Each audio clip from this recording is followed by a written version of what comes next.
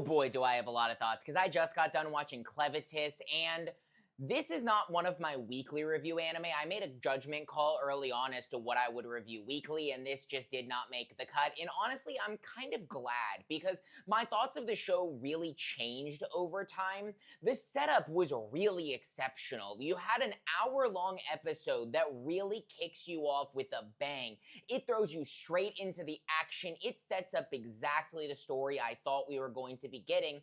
And I'm not saying we didn't get that story. What I am saying, though, is I feel like even with knowing we're getting a season 2, they kind of rushed to the end. So you have a few different arcs in here, my favorite of which is the one that Nelleru was introduced with, because that's what I thought most of this season was going to be. It was going to be Clevatess discovering how decrepit humanity is, while also discovering its beauty and what makes it so special, and why maybe Clevatess shouldn't destroy humanity. And that really had me intrigued, because there was no holds barred. They were brutal about rape, gore, murder, and things of that nature that are hard to talk about, and I thought that this show did a really good job of covering.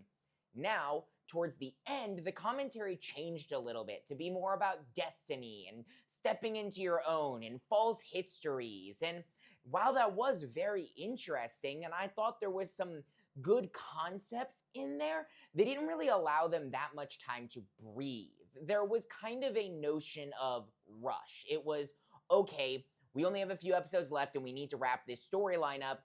Let's get to the end of it so we can set up next season where Clevatess is gonna be Luna's magic teacher, which maybe we'll get more of that commentary on the decrepit natures of humanity and discovering things, but I don't know, the way that they used it in this season just didn't work as much for me.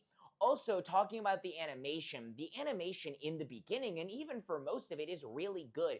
The easiest way I can describe it is it feels like watching a VHS tape. That's not exactly, but from that time frame, it feels like watching a show of that time, and I really enjoyed that. I might not look it, but I grew up with VHS tapes, and so going back to that era felt nice.